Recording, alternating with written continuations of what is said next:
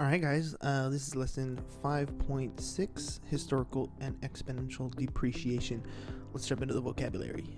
Alright, first word we have here is dollar value. So this is what something's worth in dollars. We've talked about different forms of measurement throughout class. People measure things in like buckets of strawberries. We've measured things in pelts of animal skins. This particular thing we're talking about is dollars, American dollars that we're talking about. Next vocabulary word is historical data and depreciation. So this is a measure of value by looking at past prices. So when we look at homes, for example, we always want to know what happened in the past compared to what's happening today, so we can kind of take advantage of trends. So historical data allows us to do that. Next vocabulary word is exponential depreciation. So rather than the value decreasing by the same dollar amount each year or each month or whatever the cycle was that we talked about last time, now we're talking about it decreasing by the same percentage amount every month. So maybe it loses 10% of its value every month or 25% of its value every month. So we're shifting over from a constant addition problem to a constant multiplication problem. Last vocabulary word is exponential decay. The equation for exponential decay is y is equal to a times 1 minus r quantity to the x power. So what do these values mean? So a is going to be the starting value. This is the initial value of whatever the asset is that you're talking about. R is the percentage of the depreciation expressed as a decimal. So we're going to move the decimal over two places. And then X is the elapsed time in years. Y is going to be the value after however many years of depreciation or decay that we're talking about. So in exponential depreciation or decay, when we graph this, by the way, it's losing value. So it's going to start at some higher level and make its way down to as close to 0 or to 0.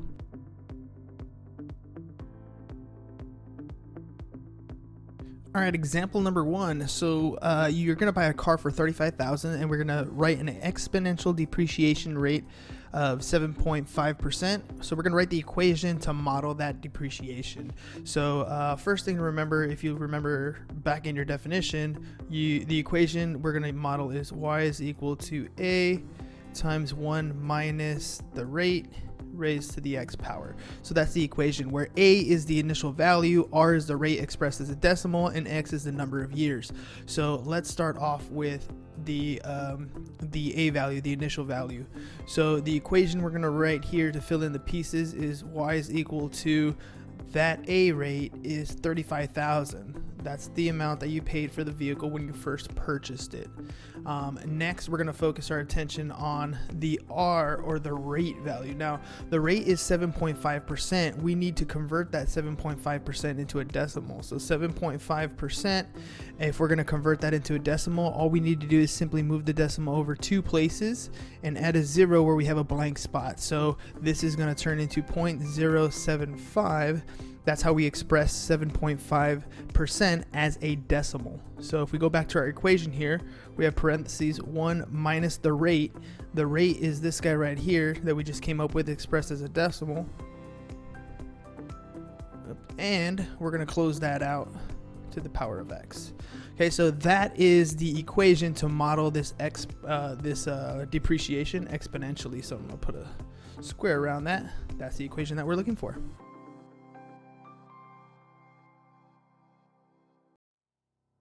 All right, calculate the multiplier B if you're losing 15% of the value of a laptop every year. So let's start off with, what is B? What is the multiplier? So in our traditional equation that we started off with here, we have y is equal to a times 1 minus r raised to the x power. B is this entire thing right here in the parentheses. So the equation that is a little bit easier for us to work with and to remember is y is equal to a times b raised to the x power. Right? So for me, it's easier to remember y is equal to a times b to the x power. But to actually define what b is, that is what 1 minus r is. So it's asking us to figure out what the multiplier, what the b value is, if we're losing 15%. So a couple things we need to do. we're going to take this 15% here and we're going to convert it into a decimal. So 15% Right, that's a percentage right now. All we need to do is move the decimal over 2 places. So this is going to become 0.15 is the decimal version of 15%. And kind of think of it like money. So 15%, right? This is percent. If we were just to look at the cent part, that's what 15 cents looks like. So if you think of it like money, that's an easy way to remember it. Okay, so let's go back to the equation, our original equation here. So in the parentheses, we have 1 minus r, right? Where r is our percent value. So this right here, we're going to change to 1 minus, actually, let me make that look like a parentheses more. So 1 minus 0.15. So if we have a dollar here, if we have a dollar and we subtract out 15 cents, the answer to that is going to be 0.85. That 0.85, that represents our B value. That's what happens when we've already taken this part right here, this and this part right here. These are all the same, right? This is the same values. This is the B value. So when I do this, this is the B value. This is the B value. So this ratio right here, this 85%, is what I'm looking for. That's the B. That's also known as the multiplier. And what it's initially saying, what it's actually saying is you're losing 15% of the value, but we're keeping 85% of the value. We're keeping 85%. We're losing 15%.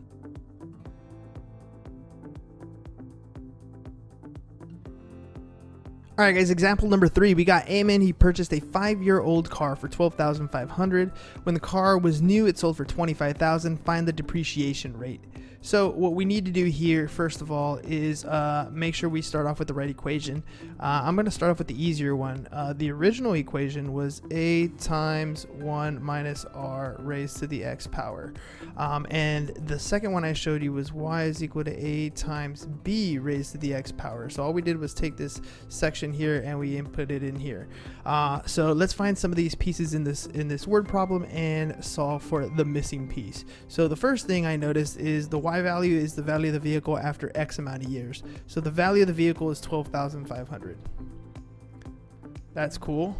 Then the A value has to do with the value of the vehicle when I first purchased it. That's $25,000. The B value is what we're looking for. That's the depreciation rate that we're looking for, the multiplier actually, and we're going to do that for X amount of years, right? So for 5 years, we've had that vehicle.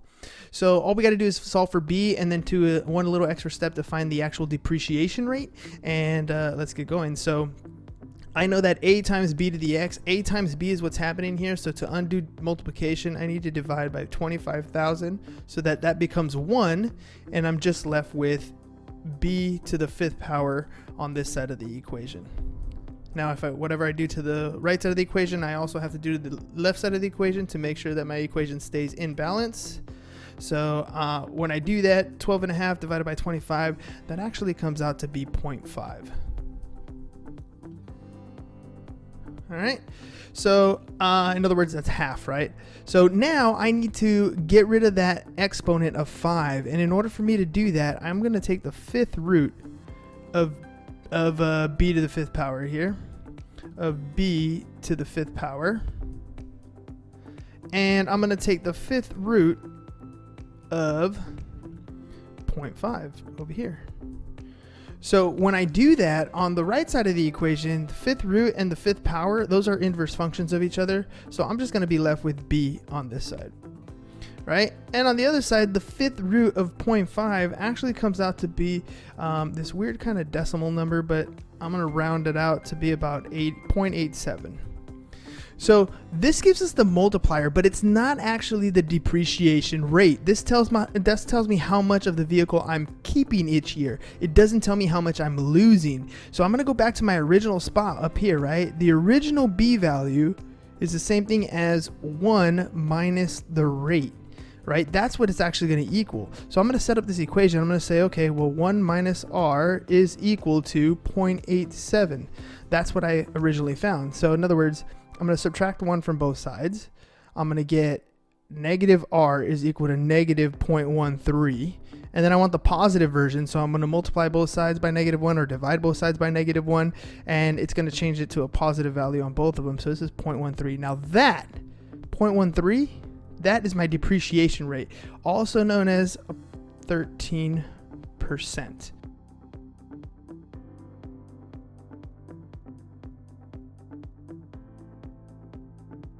All right, last one, example number 4. A car exponentially depreciates at a rate of 6% each year. Beth purchases a 5-year-old car for $18,000.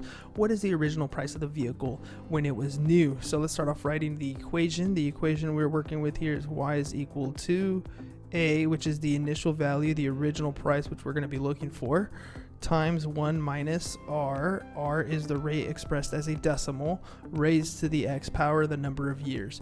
So let's fill in the pieces that we know based on the information that's given to us. So we know the initial value, or the value of the vehicle today is $18,000. We are looking for that A value, that initial value. That's what we're searching for. And the this B value we're going to put here instead of B, we're going to have the parentheses. So that's 1 minus the rate. The rate expressed as a decimal. So right now it says a percent. 6% is 6 cents. I would write 6 cents as 0.06. Or in other words, I would move the decimal over 2 places. So that is the rate expressed as a decimal. And I do know how many years. This is a 5-year-old vehicle, so the exponent is 5 here. So now all we got to do is solve for A. So let's start off with the order of operations. Let's work with what's in the parentheses. The 18,000 is going to stay as 18,000. The A is still going to stay the same because we're looking for A. And inside the parentheses, if I have $1 and I subtract out 6 cents, I'm going to have 94 cents left over, right? And I'm going to raise that to the 5th power. Now, 0.94 to the 5th power, I can either go ahead and do the math now or I can do it later. In this case, I'm just going to round that number right there. So let's write everything out one more time. The 18,000, I haven't done anything with that yet. The A value is still something I'm looking for. Whoops. I like to use the same color. The A value is something I'm looking for. And 0.94 raised to the 5th power, that's going to come out to be 0.73 approximately. We're kind of rounding here. Okay, so now I'm able to get A by itself. All I got to do is divide by that 0.73 on both sides of the equation to make sure that my equation stays in balance. And I get A all by itself because 0.73 divided by 0.73 is 1. And on the other side, when I take 18,000 divided by 0.73, I'm going to end up with the value of this vehicle when we first started, right? So the value of this vehicle when we first started comes out to be approximately $24,657.53. That's the initial value that we're working with.